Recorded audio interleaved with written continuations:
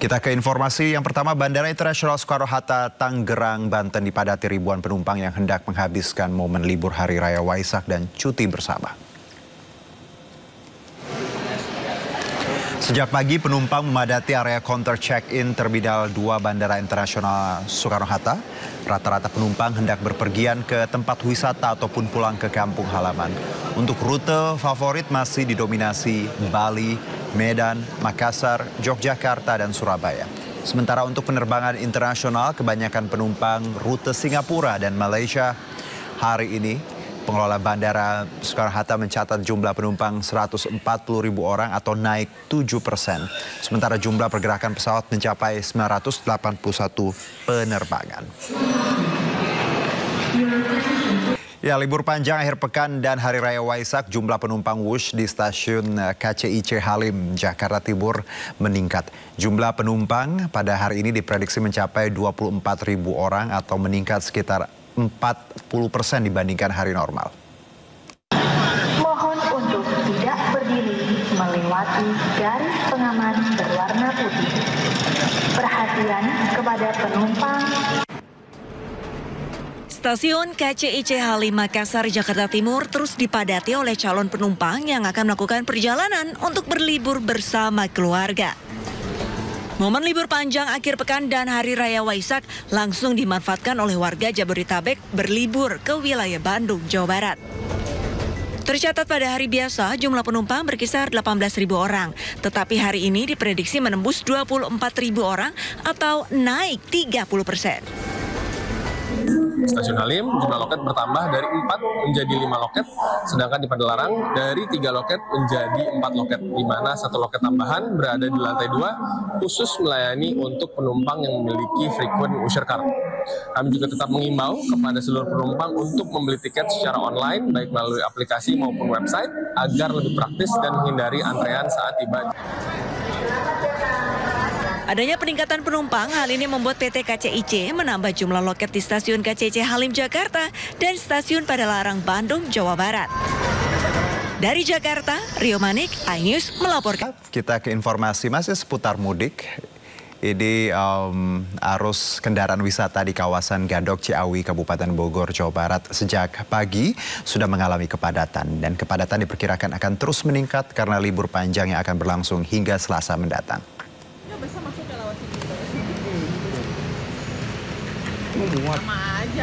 Memasuki libur panjang dan cuti bersama dalam rangka peringatan Hari Raya Waisak, arus kendaraan menuju kawasan Puncak Bogor Minggu sore mengalami peningkatan signifikan. Untuk mengurai kemacetan, petugas kepolisian menyiapkan sistem satu arah menuju puncak. Petugas gabungan dari polisi, lalu lintas, dan instansi terkait telah diterjunkan untuk mengatur arus kendaraan dan menghindari penumpukan di titik-titik rawan macet.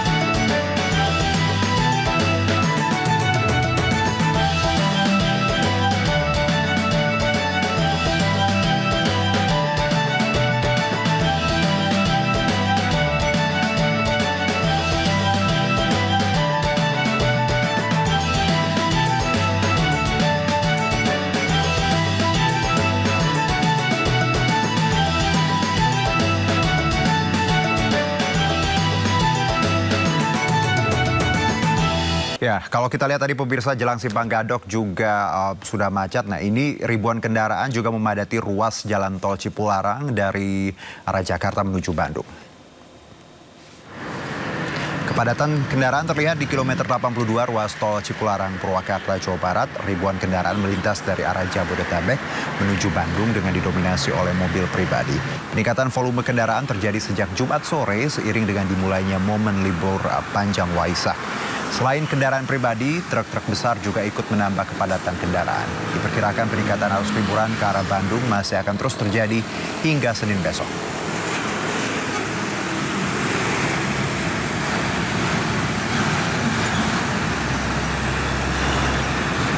Ya, kita ke kawasan Braga di Bandung yang ramai wisatawan di libur panjang Waisak. Mereka menikmati keindahan gedung-gedung tua peninggalan kolonial Belanda sambil bersuap foto di sepanjang Jalan Braga. Para wisatawan ini menikmati alunan musik dari komunitas seniman asal Bandung.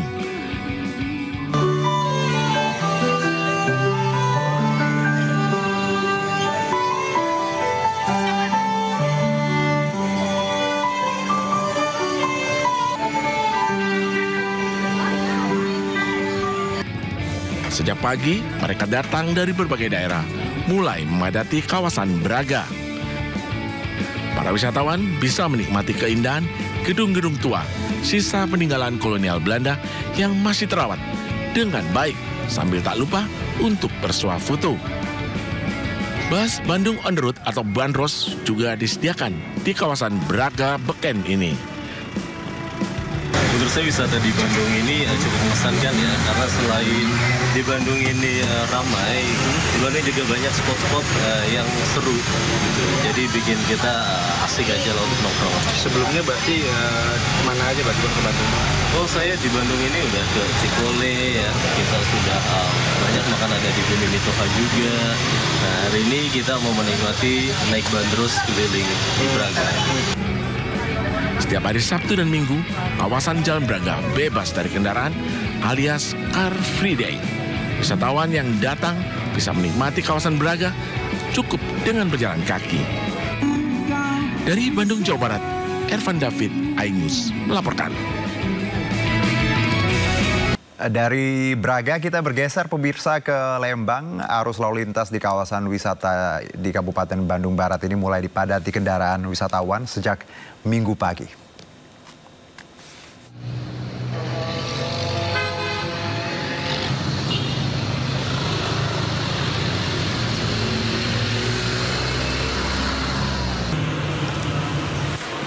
Kepadatan kendaraan wisatawan menuju objek wisata Lembang, Kabupaten Bandung Barat mulai terlihat dari arah Jalan Setiabudi Bandung. Kepadatan juga terjadi di Simpang 3 Patrick Lembang. Polisi memberlakukan one way pendek untuk mengurai kepadatan yang masuk ke kawasan wisata. Satlantas Polres Cimahi menerapkan sistem one way secara situasional. Polisi juga memasang barikade water barrier untuk mengatur arus lalu lintas.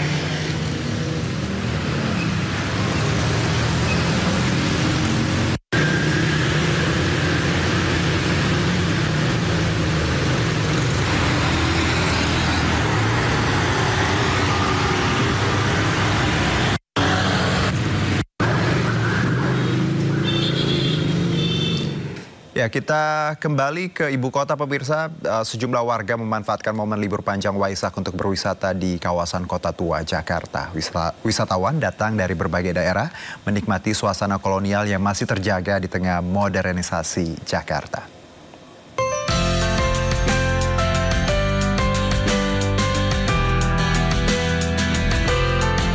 Libur panjang Waisak dimanfaatkan warga Jakarta dan sekitarnya berkunjung ke destinasi wisata legendaris. Ya, Kota Tua, primadona para wisatawan berbagai kalangan dari berbagai daerah. Menikmati suasana di wisata ini, wisatawan disuguhi beragam hiburan jalanan seperti lantunan musik akustik yang memanjakan telinga, bersuah foto dengan cosplayer, hingga bersepeda mengelilingi lapangan Kota Tua.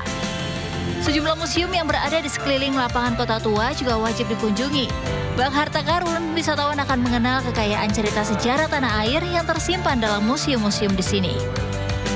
Sama teman-teman sama anak-anak aja nih, karena ya ini anak-anak pengen naik sepeda katanya. Tadi sampai nyanyi saya di situ joget sama itu mendadak jadi biduan mbak aku. Jalan-jalan cari angin baru gitu kan. Di Tangerang kan juga panas, sama aja sih di sini juga panas. Cuman cari suasana baru aja. Baru ke museum aja sih tadi. Iya, museum wayang juga kan. Pihak pengelola wisata bersama aparat keamanan terlihat berjaga di sejumlah titik guna memastikan keamanan dan kenyamanan para wisatawan. Dari Jakarta, Yasmin Atania, Bagus Prasetya Adi, Muhammad Seto Pratomo, Ayus melaporkan. Ya, kita lanjutkan liburannya pemirsa dari Kota Tua kita ke Ancol yang juga menjadi destinasi wisata pilihan bagi masyarakat yang menghabiskan libur panjang Waisak di Jakarta. Ya, di momen libur panjang ini, Pantai Ancol dipadati wisatawan yang berlibur bersama keluarga. Selain harga tiket yang murah, berpiknik dengan suasana pantai juga menjadi daya tarik Pantai Ancol. Wisatawan yang datang tidak hanya dari Jakarta saja, namun juga dari luar Jakarta.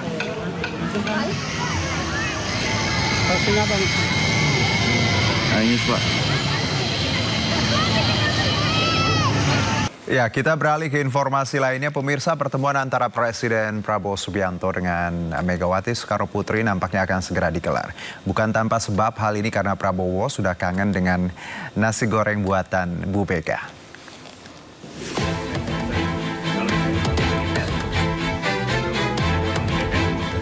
Menteri Sekretaris Negara Prasetyo Hadi membenarkan rencana pertemuan antara Presiden Prabowo dengan Megawati.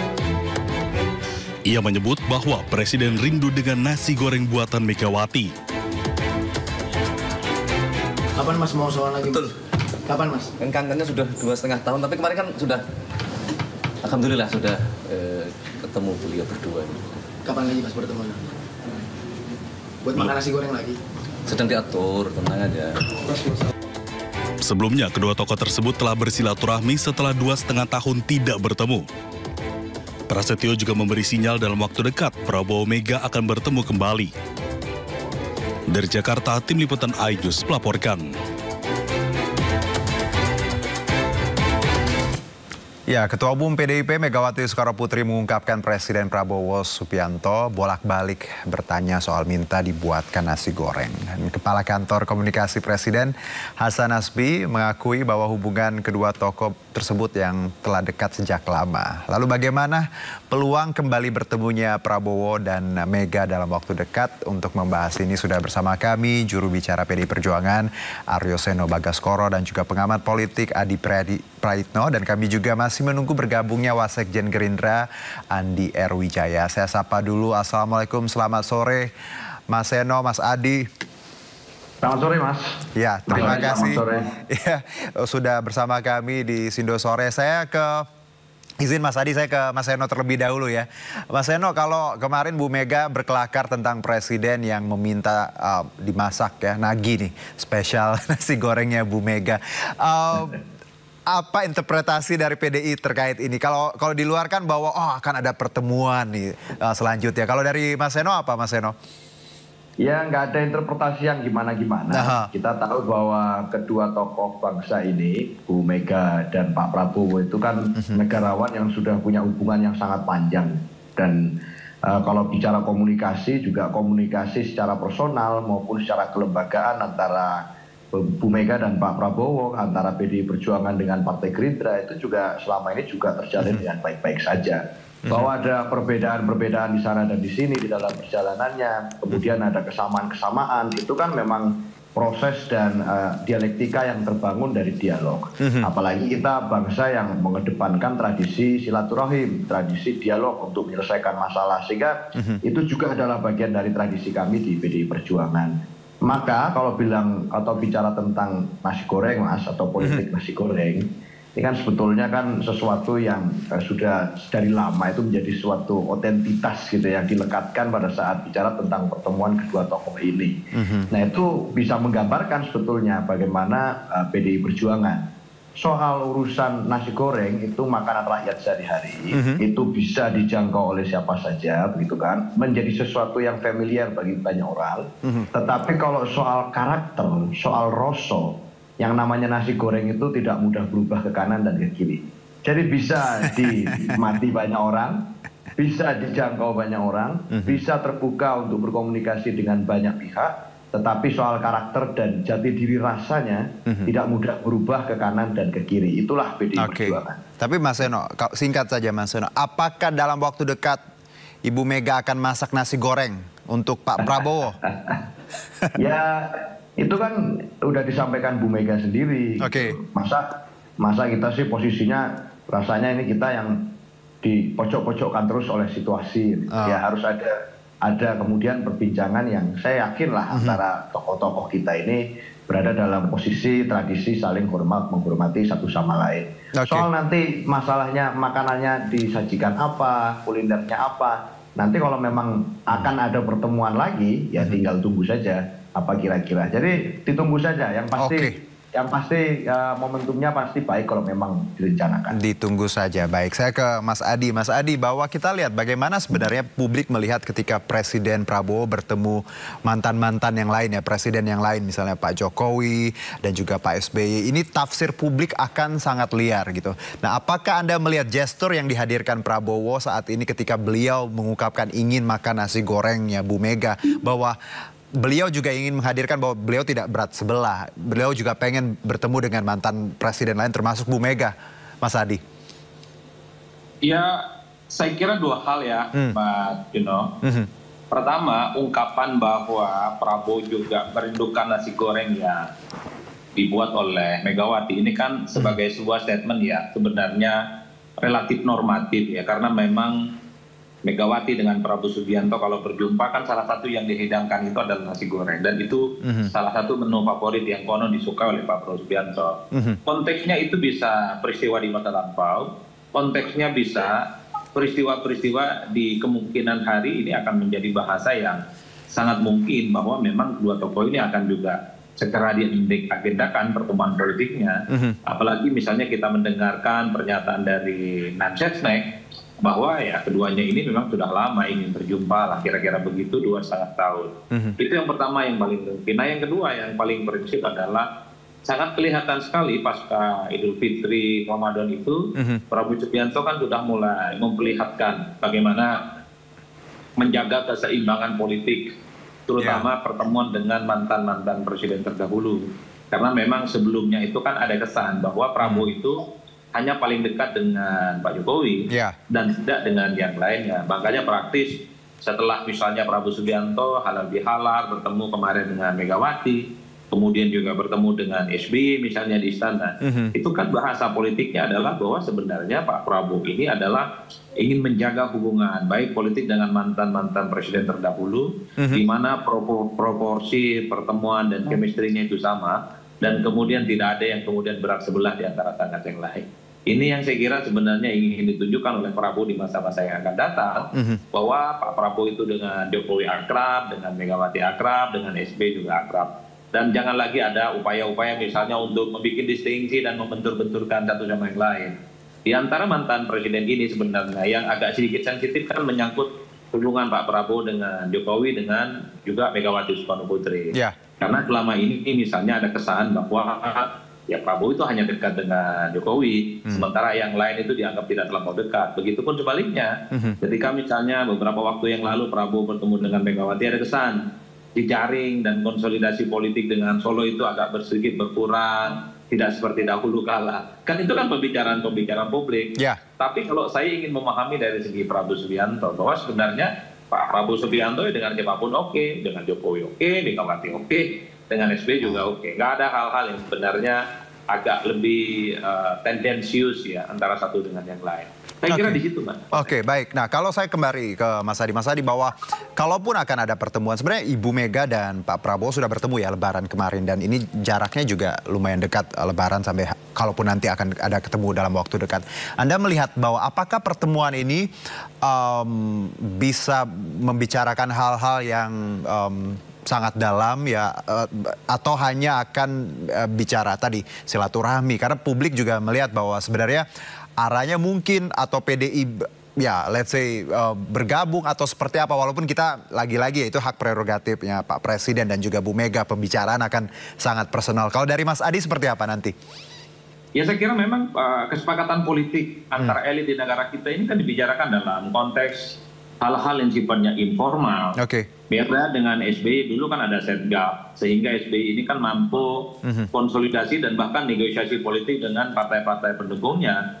Pasca SBY di Jokowi termasuk dengan Pak Prabowo Subianto, saya kira kesepakatan politik itu justru dibuat misalnya di pertemuan-pertemuan yang tidak formal. Saya turut meyakini kalau ada pertemuan kembali antara Prabowo Subianto dengan Megawati Soekarno Putri, Ini kan sebenarnya untuk mengkonkretkan model kerjasama dan konsolidasi seperti apa, kira-kira begitu. Oke, yang kemudian langsung hubungan keduanya ini akan dimantapkan. Saya ke Mas Seno. Mas Seno, apakah benar kalau misalnya pertemuan ini tidak sekedar makan nasi goreng, lebih tadi ada konsolidasi kemungkinan, walaupun tadi kan ini sangat personal, kita pun tidak akan pernah tahu sebenarnya apa pembicaraan di dalam.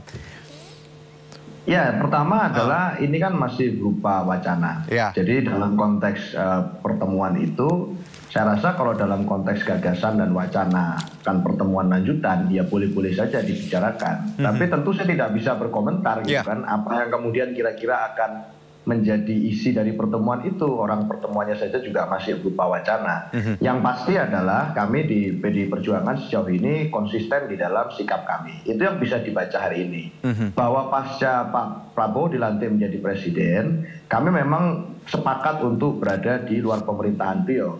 Tetapi itu tidak ada urusannya dengan soal kami tidak mendukung. Kami tetap mendukung beliau, kami mendukung Presiden Prabowo. Tetapi sejauh ini baik Pak Prabowo maupun kami saling menghormati posisi masing-masing.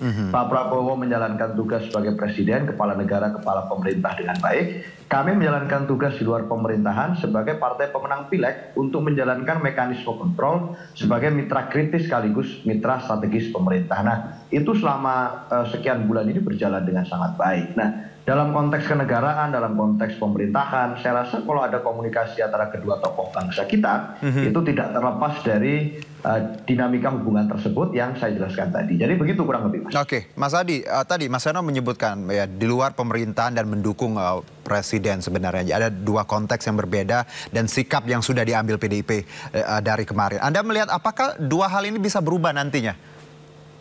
Ya kalau saya sih sebenarnya ada kecenderungan PDIP memang ingin menjaga jarak dengan kekuasaan politik. Dalam arti tidak secara explicitly menunjukkan bergabung menjadi bagian dari koalisi Prabowo Subianto. Misalnya ada kader-kader PDIP yang jadi menteri ataupun di pos-pos strategis lain di eksekutif ya.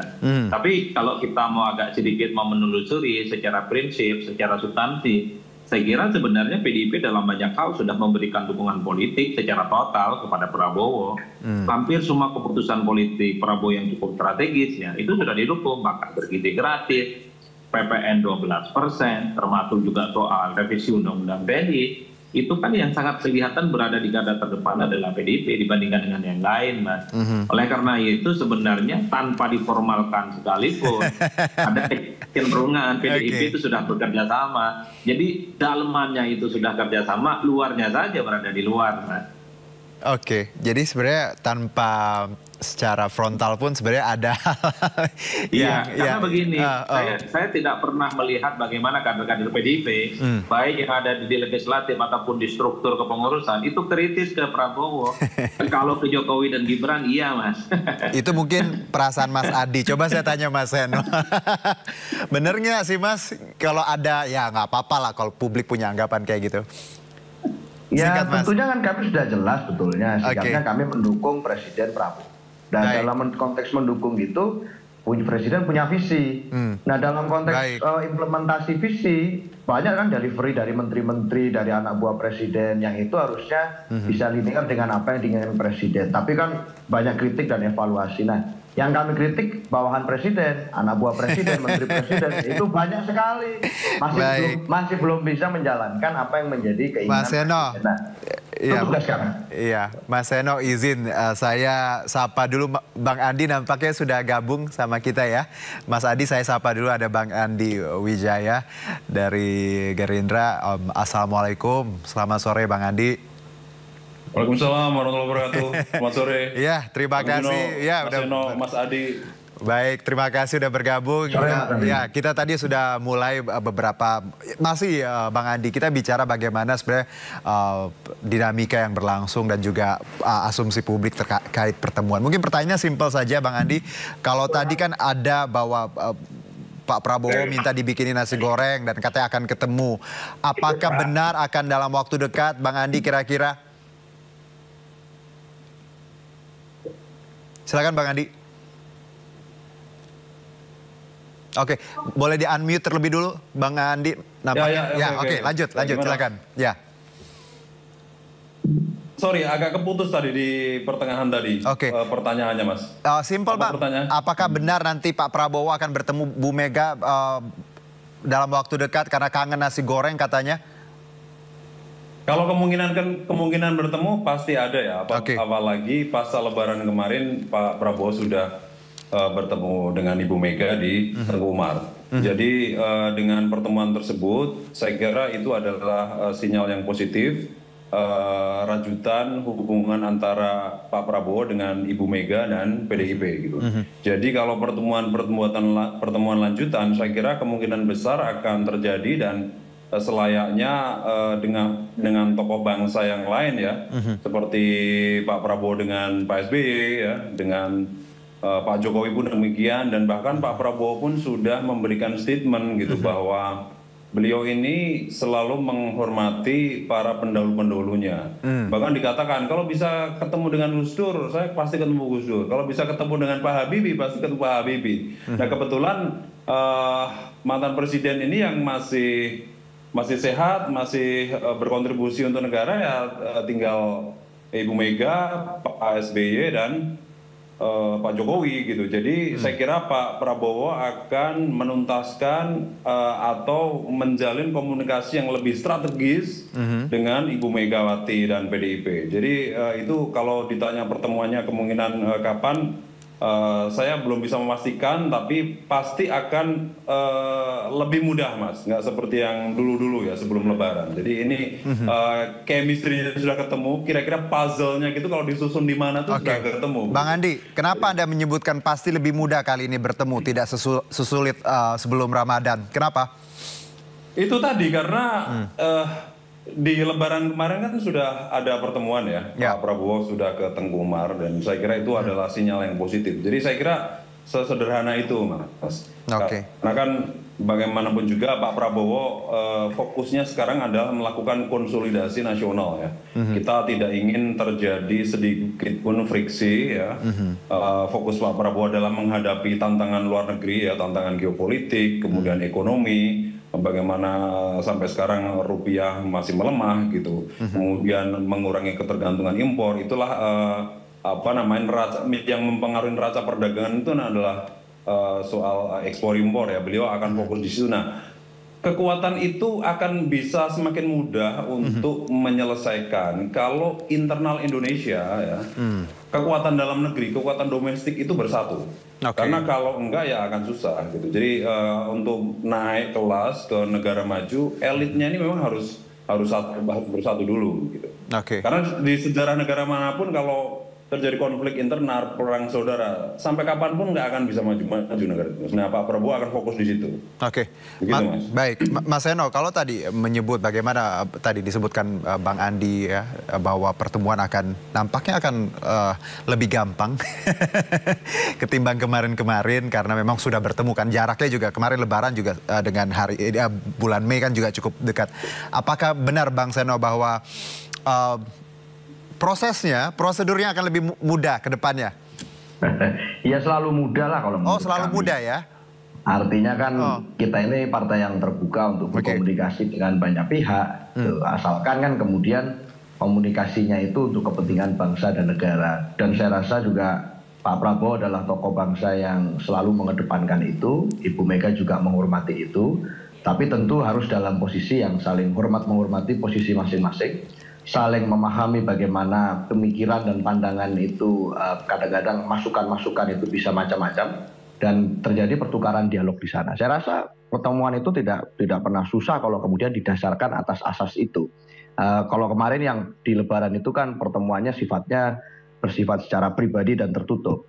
Jadi mungkin kalau misalkan ada wacana akan ada pertemuan yang sifatnya lebih terbuka, dipublikasi, ya nanti pasti yang dibicarakan juga adalah tentang wacana-wacana kebangsaan. Tidak mungkin lepas dari itu, tidak mungkin jauh dari itu, karena Ibu Mega juga sangat berpemikiran geopolitik, sama seperti apa yang diajarkan Bung Karno, sama seperti apa yang diupayakan oleh Pak Prabowo. Saya rasa itu.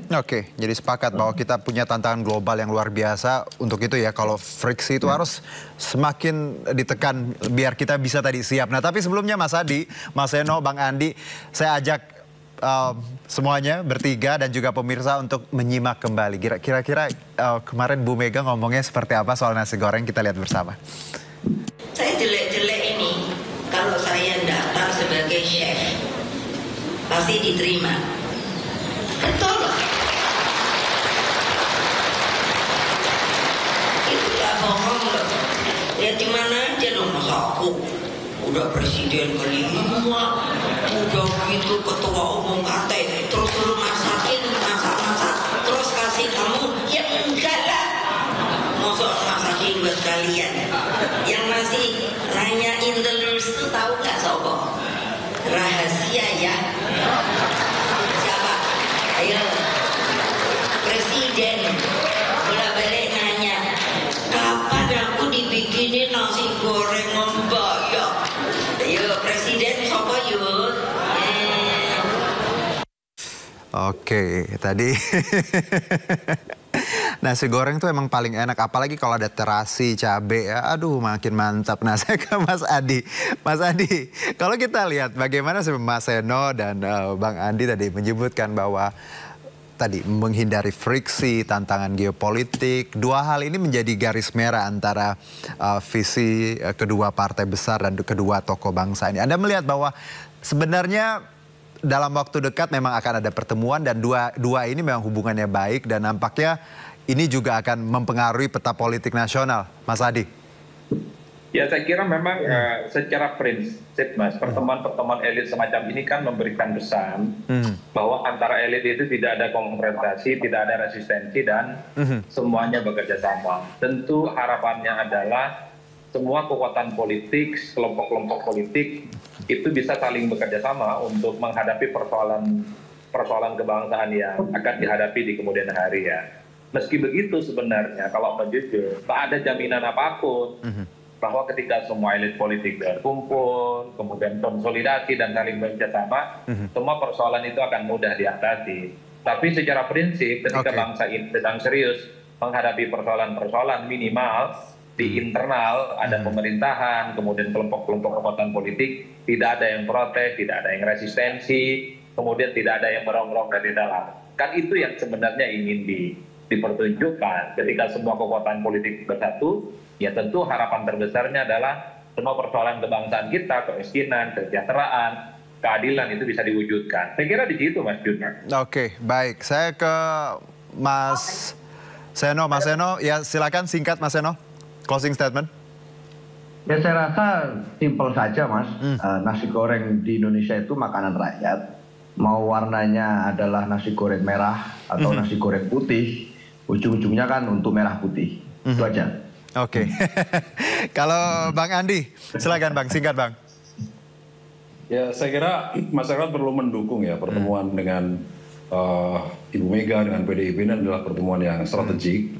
Bukan berarti kita ingin membawa seluruh kekuatan menjadi penguasa, bukan. Ya. Sebenarnya lebih pada kontribusi kami untuk rakyat ke masyarakat ini harus powernya kita tambah gitu. Karena bagaimanapun Indonesia ini tidak berdiri sendiri. Ini ada faktor-faktor eksternal yang memang perlu juga di dalam tanda kutip dijinakkan. Kekuatan luar ya, artinya diplomasi keluar ini harus dilakukan, maka internal Indonesia harus bersatu. Ya, tanpa itu kita akan susah. Kita akan membawa ke depan Indonesia Incorporated ini harus kompak. Jadi sekarang masyarakat harus bersabar, masyarakat positive thinking, masyarakat ya berhusnudon saja bahwa langkah yang dilakukan Pak Prabowo ini adalah langkah dalam rangka untuk membangun Indonesia ke depan yang lebih baik. Seperti itu Mas, jadi wajar melakukan pertemuan dengan tokoh-tokoh, apalagi dengan mantan presiden, apalagi dengan partai terbesar, ketua umum partai terbesar, jadi wajar. Gitu. Bang Andi, terima kasih. Ya dikit aja Bang Andi, nasi gorengnya dibuat Mei ini atau kapan? Ya maybe. Oke, good. Maybe May. Mas Seno, maybe May nasi gorengnya? Ya Maybe May, maybe June, nggak ada yang tahu. Maybe May, maybe June. Oke, tapi kayaknya maybe May juga kata tadi Bang Adi. Oke, Bang Adi, terima kasih ya. Juga Mas Eno juga semuanya. Maybe yes, maybe no. Iya, kita lihat maybe yes, maybe no, maybe June. Alright, terima kasih semuanya. Sehat-sehat Bang. Terima kasih. Kita ke informasi haji pemirsa. Gelombang pertama jamaah Indonesia sudah berada di Madinah. Sebelum diberangkatkan ke Mekah, para jemaah mengambil mikot atau niat umroh wajib di Masjid Bir Ali Madinah.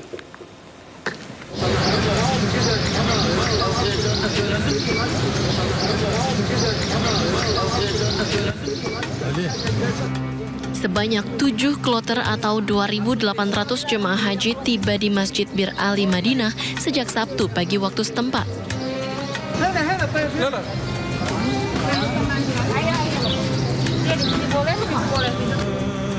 Mereka akan mengambil mikot atau niat umroh wajib sambil bersuci dan memakai pakaian ihram. Jemaah disambut dengan cuaca cerah dengan suhu mencapai 40 derajat Celcius. Setelah jamaah mandi di hotel, pakai wangi-wangian, kemudian menuju Bir Ali ini untuk mengambil mikot. Jamaah semuanya turun dari tempat parkiran, kemudian masuk pintu khusus. Laki-laki, perempuan juga masuk pintu khusus. Kemudian masuk masjid untuk sholat 2 rakaat, sholat sunnah, kemudian langsung kembali ke tempat di bis masing-masing, jangan sampai keliru. Kemudian disitulah niat umroh wajib sebagai haji tamattu. Kalau ifrad ya pakai ifrad. Usai berniat umroh wajib serta menunaikan sholat sunnah 2 rakaat, jemaah kemudian kembali ke busnya masing-masing untuk selanjutnya menempuh perjalanan ke Mekah. Keberangkatan jemaah haji Indonesia ke Mekah ini menandai dimulainya tahapan krusial dalam rangkaian ibadah haji 2025. Dari Madinah, Arab Saudi, Gigi Irfan, iNews melaporkan. Ya, kerinduan kepada Allah Subhanahu wa Ta'ala dan mengunjungi Tanah Suci menguatkan cinta pasangan jemaah calon haji lansia dari Tangerang Selatan, Banten. Meski sang istri seorang tunanetra, sang suami seolah menjadi penerang jalan bagi istrinya selama beribadah di Masjid Nabawi, Madinah.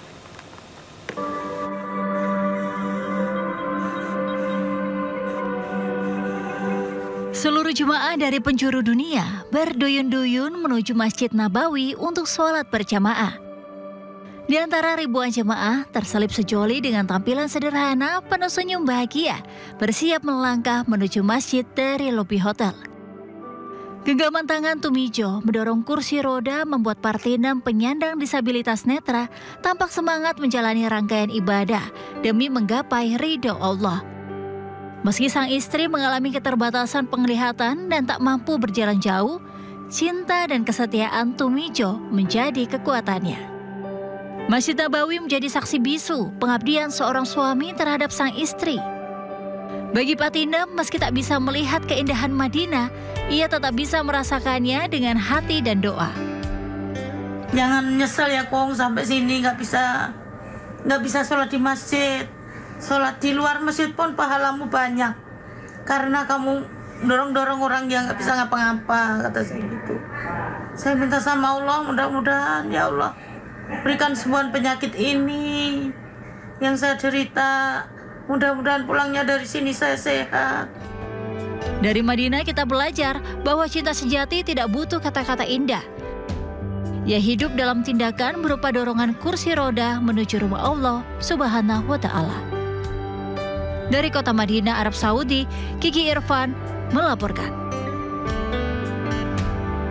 Pemirsa, api suci Waisak tiba di Komplek Candi Mendut, Magelang, Jawa Tengah untuk disemayamkan.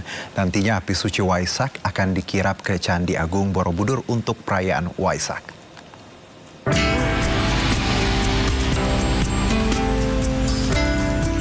Api suci Waisak yang sebelumnya dibawa dari Merapen tiba di Komplek Candi Mendut, Magelang, Jawa Tengah.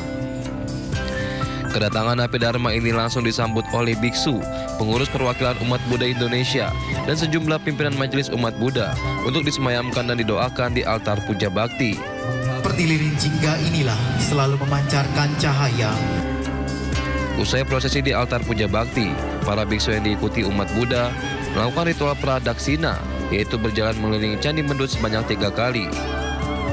Ritual ini dilakukan sambil membawa api dharma sebagai bentuk penghormatan kepada Sang Buddha. Bagi umat Buddha, api dharma merupakan simbol penerangan untuk kehidupan semua manusia di muka bumi. Kalau di Buddhism itu kita menderita nih karena awija atau dibilang kegelapan batin kan. Tadi dengan Buddha ibaratkan dengan enlightenment beings atau orang yang tercerahkan. Jadi api di sini melambangkan orang yang tercerahkan ini.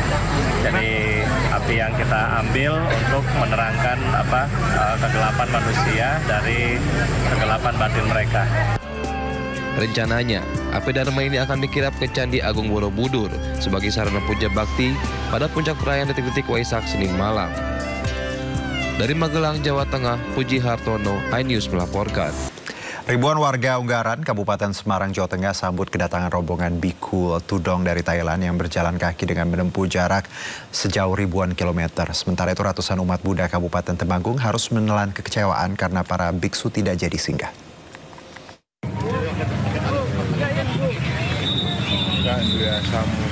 Namo Buddhaya. Menempuh jarak ribuan kilometer dengan berjalan kaki dari negara asal di Thailand, rombongan Biku Tudong akhirnya tiba di Unggaran, Kabupaten Semarang, Jawa Tengah.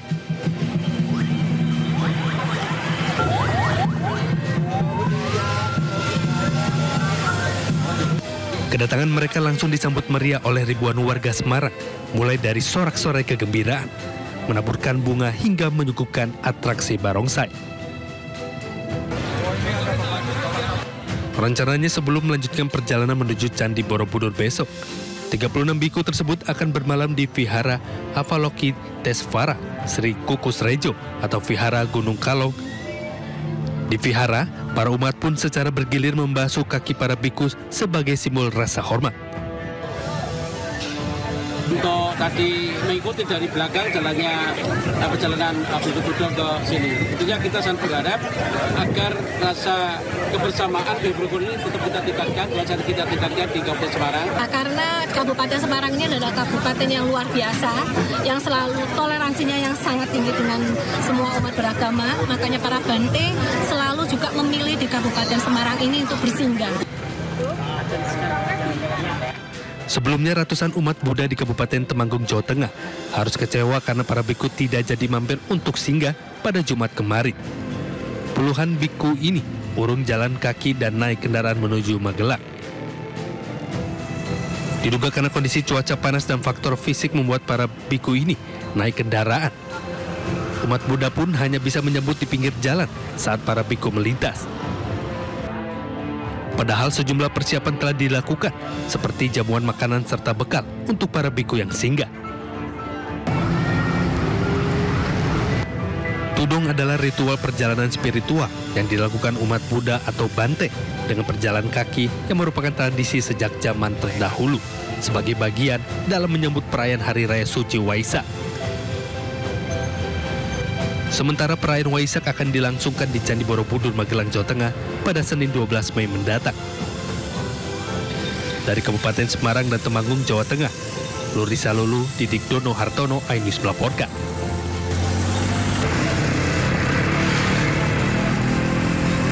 Ya, para biksu yang melakukan tudong menuju Candi Borobudur melakukan tradisi pindah patah, yakni menerima sedekah dari para umat Buddha di kota Magelang, Jawa Tengah. Tradisi ini sudah ada sejak zaman dulu dalam agama Buddha.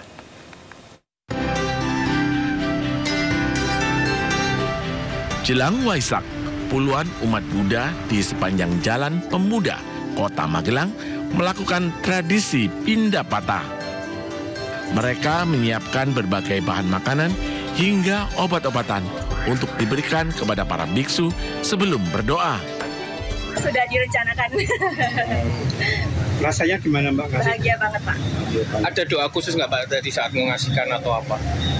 Doa khusus ya, semoga selalu berbahagia aja dan banyak rezeki. Tradisi pindah patah kali ini melibatkan biksu tudong yang terlebih dahulu berdoa dan memanjatkan puja di dalam kelenteng. Satu bentuk penghormatan dan penghargaan kami umat Buddha kepada para biksu sangha dengan memberikan dana. Dana ini bisa berupa makanan, dana bisa berupa uang, dana bisa berupa obat-obatan ataupun dana yang lainnya. Untuk biksu yang terlibat dalam PKP ini berarti biksu tudong ya? Betul, biksu tudong jumlahnya sekitar 40 orang. Setelah melakukan pindah patah, para biksu tudong langsung menuju Candi Borobudur. Dari Magelang, Jawa Tengah, Puji Hartono, iNews melaporkan.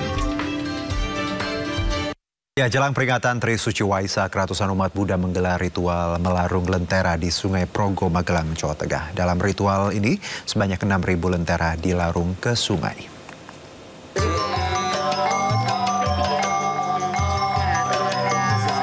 Umat Buddha dari Majelis Umat Nyingma Indonesia atau MUNI melarung 4 gunungan Pelita Purnama Sidi di Sungai Progo, kawasan Candi Borobudur. Sebelum umat melarung, terlebih dahulu digelar pembacaan doa dan parita suci di tepian Sungai Progo. Tradisi larung Pelita Purnama Sidi merupakan simbol pencerahan manusia, penerangan alam sekaligus kesejahteraan dan perdamaian dunia. Menurut Rama Lama Santoso, larung Purnama Sidi menjadi salah satu rangkaian dari perayaan Trisuci Waisak. Total ada 6.000 lentera yang dilarung dan 10.000 pelita yang diletakkan di tanah. Ada permohonan apa, kita larung agar permohonan kita dapat dikabulkan oleh Tuhan Yang Maha Esa, para Buddha dan Bodhisattva, para dewa dan naga. Biasanya kita persembahkan pelita. Biasa, lightingnya juga keren, terus acara juga sangat hikmat, jadi kita umat juga sangat menikmati, pokoknya luar biasa. Dalam peringatan Trisuci Waisak 2569 mengusung tema tingkatkan pengendalian diri dan kebijaksanaan serta mewujudkan perdamaian dunia. Dari Magelang, Jawa Tengah, Puji Hartono, iNews melaporkan. Ya, jelang perayaan Waisak, ratusan umat Buddha dari berbagai negara menggelar doa perdamaian untuk dunia. Doa bersama digelar di Candi Borobudur, Magelang, Jawa Tengah.